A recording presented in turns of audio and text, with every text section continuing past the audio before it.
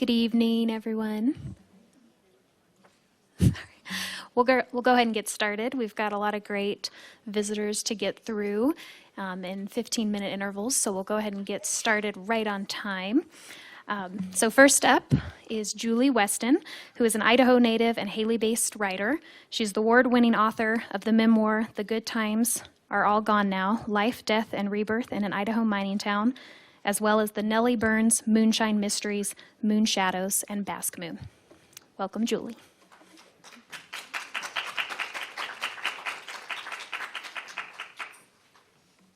Thank you. There's benefit to starting early, and there's negative to starting early. Anyway, I hope that later readers have more people. I'm reading first from The Secret Knowledge of Water by Craig Childs. It has a subtitle of There Are Two Easy Ways to Die in the Desert, Thirst and Drowning. I'm reading from a section where Craig Childs, who's one of my favorite writers, and a friend are inside a canyon inside the Grand Canyon, and they've found a passageway. Our headlights brushed the ceiling, showing a few passages. We went up. Each of us tried a different dry route, climbing through dust and pieces of rubble. I ascended a chimney, emerging into a room the size of an aircraft hangar. Perhaps 70 feet tall and over 100 feet long. Its ceiling was a lifted dome, its floor a garden of waterfalls and pools. Darkness ate my beam of light toward the back. A quarter-mile into a desert cliff, beneath 2,000 feet of solid rock, inside the belly of the mother was this, a buried grotto with broken plumbing of a spring sending water everywhere. As I walked, my light took on altering values, passing through swift water, still water, deep water, sheeting water, plumes of mist, and shiny wet stones. The river ran the width of a street. When Keith arrived, we stood together, our headlamps casting about the space. Nothing was said. The water was still loud, but had more definition in here. We could hear individual waterfalls instead of the galling roar of the corridors below. At the far end sat a broad, deep well, its surface motionless beneath a tapering 10-foot ceiling. Our lights drifted into the lagoon blue water and to the cerulean boulders sunken beneath. Green ribs of reflected light traced the ceiling into farther chambers. You want to go on? I asked. I'm getting really cold. Yeah, I'm feeling that too. You want to go on? He waited, studying the length of the swim, the shape of the ceiling. Yes, he said. We slipped into the well and swam across. In the center of my stomach, I felt the drawing weight of the space below. I looked down to see if my feet might brush anything. There was no bottom within reach of my light. I did not look down again. Now when it touched the flesh of my throat, the water cut my blood. Sharp on the jugular, the cold moved directly into my body, pumped without reservation into my heart. Our gasping, percussive breaths came in rhythm with our strokes, as if we were trying to throw the cold from our mouths. We rounded one bend, swimming side by side, as the ceiling came down to a smooth cupola 5 feet over our heads. We swam into one of the inside hallways. I can't, Keith blurred between breaths. Too cold. I've got to go back. We treaded for a moment, facing each other. The cold was now all the way in. I'm keeping on, I said, just around this next corner. All right, but I'm going back. I'll be right behind you in a few minutes. Go, he said, as he turned to swim out the way we had entered. Cold followed the path of veins beneath my skin, into my organs. I swam ahead several strokes before drifting into a back room, a slight wake pushing ahead of me. By now, the sounds of rushing water had faded. I climbed to a shelf and stood knee-deep, flexing the muscles in my arms and legs for warmth. My mind was already faltering toward hypothermia, my thoughts becoming rudimentary, drifting away as if I were falling asleep. My face felt weak. I could not hold an expression. I would have to speak out loud to remember any of the details. This room, I whispered, remember this room. It seemed to be the end of the cave. Water welled slowly from below. The surface quieted from my swimming until my light sank straight down, no ripples in the way. About every 40 seconds, a bead of water fell from the ceiling, dotting a circle into the pool. Each drip was so widely spaced that the silence between had weight. Then the weight broke with the next startling drip.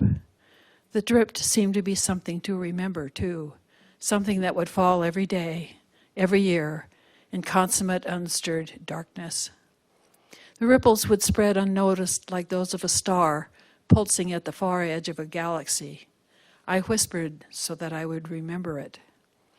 I watched radiating circles disappear before the next drip fell.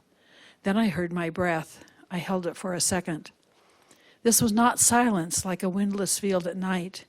It was silence like a space buried deep within the earth. The silence, I whispered. Remember this silence. I thought of the Hopi emergence story, and that before everyone was able to climb out of the sipapu, the ceremonial song ended. It could be sung only 4 times. The hole closed on those who had not yet reached the surface. Those people, I thought. I looked into the pool as far down as I could see. Were they in here? But there was nothing in here.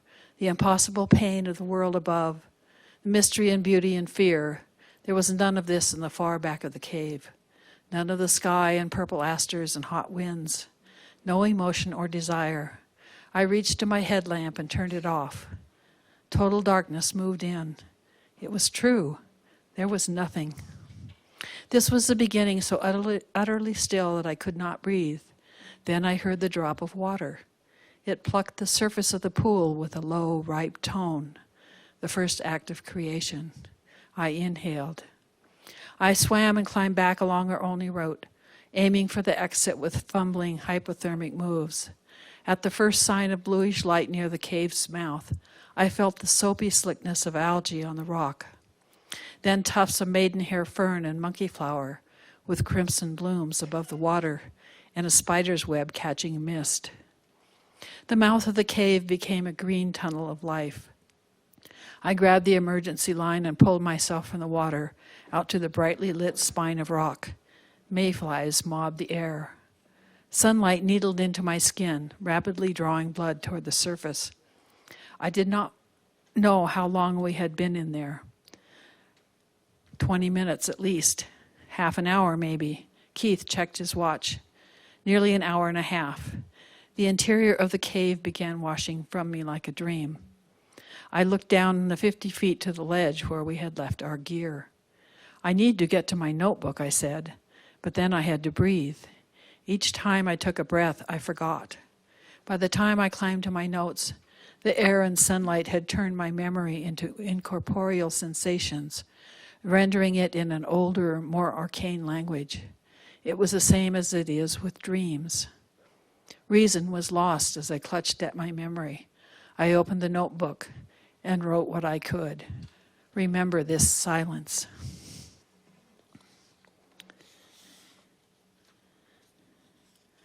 Next, I'm going to read a small portion from When Women Were Birds by Terry Tempest Williams.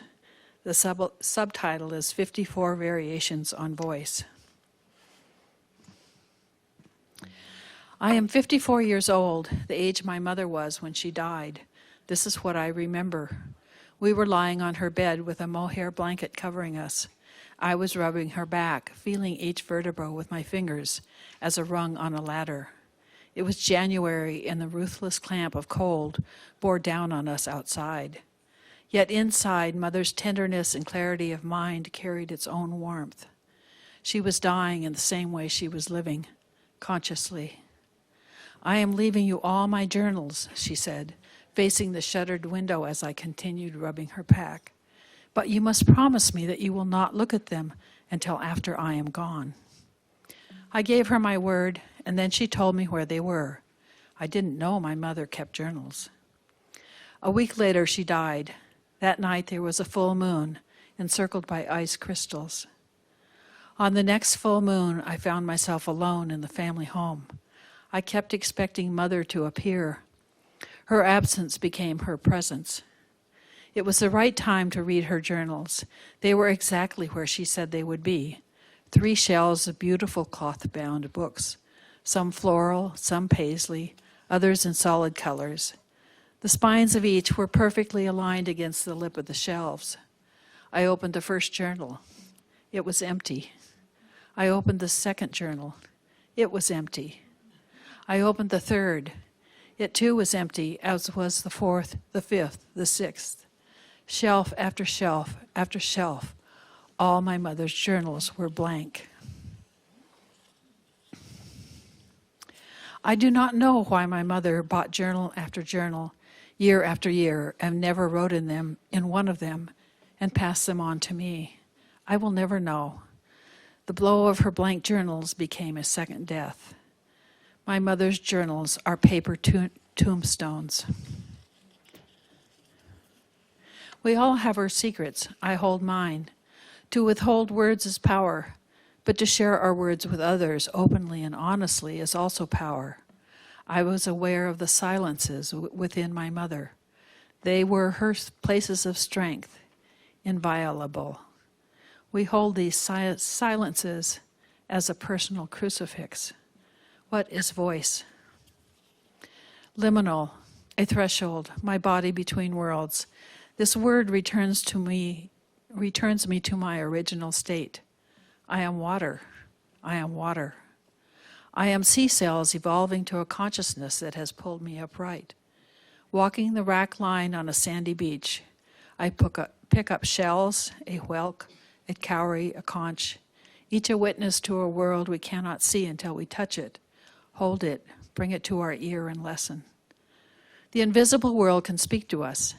In this vast, undulating ocean, we are cradled. The waves carry us like the rise and fall of the melody of mothers. So much of who we are originates and remains here on salt water. I pick up another shell and listen. My mother left me her journals, and all her journals were blank. So that's my reading. It's water, it's silence, it's blank journals, and it's voice. Thank you.